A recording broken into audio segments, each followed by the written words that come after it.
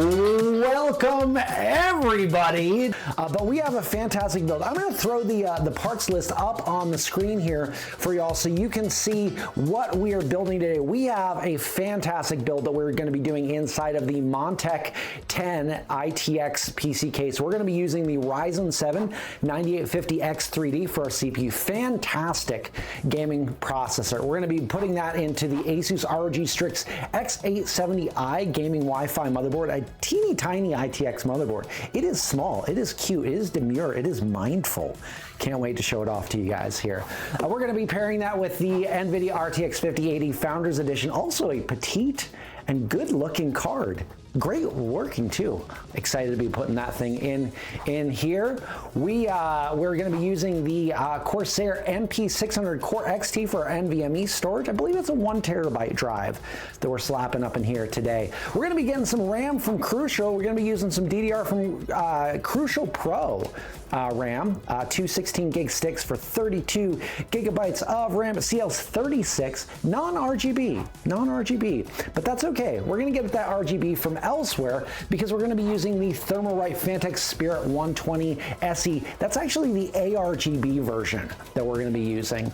Like I said, we're using that up in the Montech Ten ITX. I keep wanting to call it the Montech King 10, but it's just the Montech 10. And then all of that's going to be powered by the Asus ROG. Wow, the Asus ROG Loki 850 Platinum. All right, we're gonna grab motherboard. We gotta get this build rolling because I have a feeling that if I don't, that Brian is gonna mutiny. We got this petite motherboard. Look at that. Look at how cute it is. It's so cute. It's adorable. Yes, I was a little bit sneaky. We're gonna go ahead and we're gonna socket the CPU in here. Blam. Look at that. We do have multicolored zip ties. All right, we got our CPU in. You love to see it. You love to see it. When the tomfoolery was going to happen, right? I mean, the reality is that it's going to happen like throughout the entire stream. You get Justin and Kevin in the same room? Like... Yeah, when you get Justin and Kevin, oh.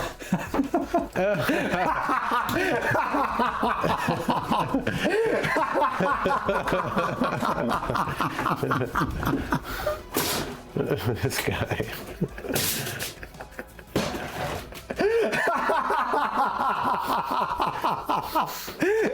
No words, just close the box, walk out, mic drop. You'll love to see it. Amazing. All right, we're gonna do the RAM clicks. We're gonna do the RAM clicks.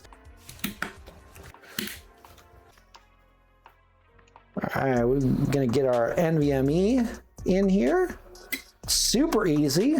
Mini ITX board, trying to make the best use of the space that we've got. So we've got this kind of riser here that has the NVMe slot in it, which we're using for the build here. We got our CPU in the motherboard, we got our RAM in the motherboard, we got our NVMe installed. Let's start getting this cooler put together. So like I said, we've got the Phantom Spirit 120 SE ARGB. I'm a big fan of the 9-dot method.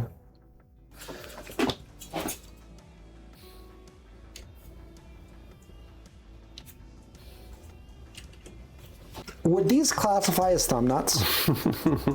You get the first fan in here.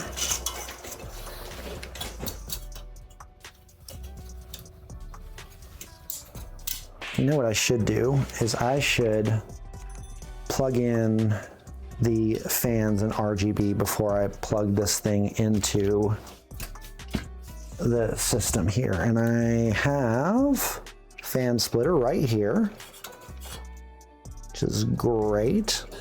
And we'll manage those later on. But I'm also going to go ahead and plug in the ARGB while we're here as well, because I'm going to tie the other fan into that. I will say that it does offer more room inside than the A3 MATX. from Lee & Lee, because I used that actually to build my my Steam machine. Oh, this is fun. What we learned here, this fan will not fit on the front of here with this board. Sometimes Justin still attaches it, just like not quite. What I'm saying is the case literally will not close. Again, that's fair. This is why you need to check things while you're doing the planning. All right, there is a daughter board that you use with this particular motherboard, and with where it sits, the front pan will not, or the front fan will not sit. It actually sits about an inch, 3/4 of an inch above the lip of the case, and so you literally cannot close the case with that installed there. So, all right, so we're gonna go with the Cooler Master Elite Liquid 240.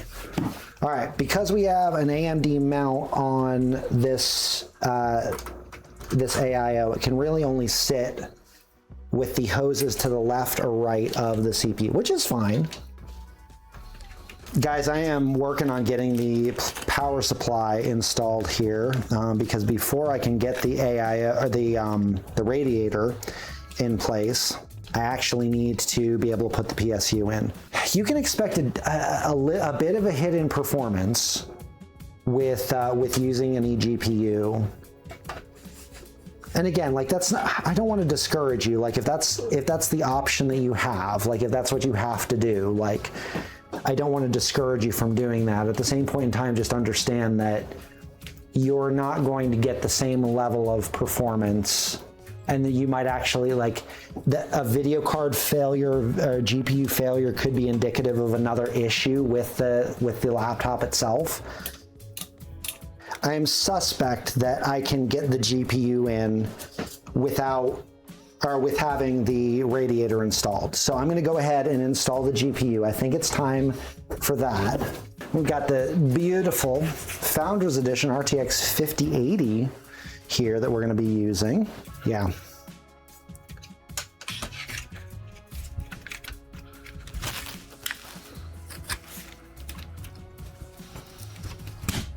All right, there we are. All right.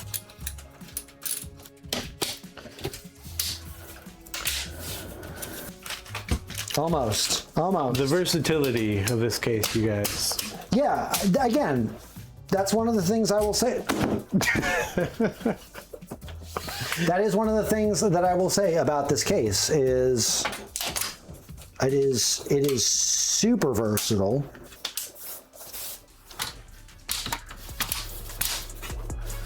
That's it, guys. We did it. Well, we got it. It's all over but the crying. Okay. So there's that. All right. What?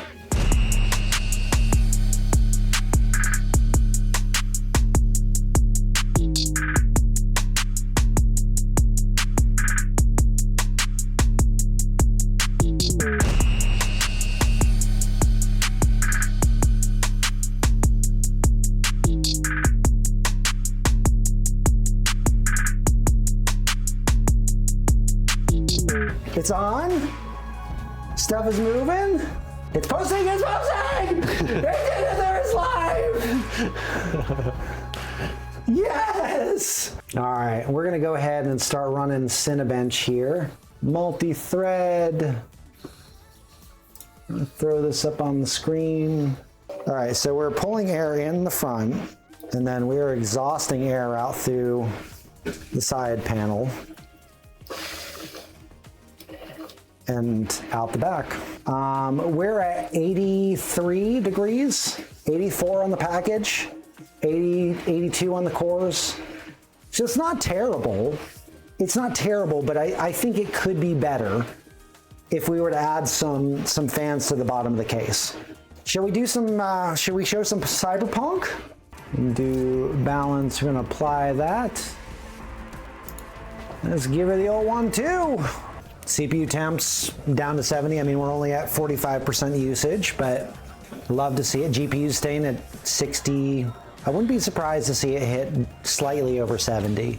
But we're, yeah, sorry, the CPU, I wouldn't be surprised to see it go over 70. But GPU 63 degrees, 61, not terrible. And that's at 97% usage.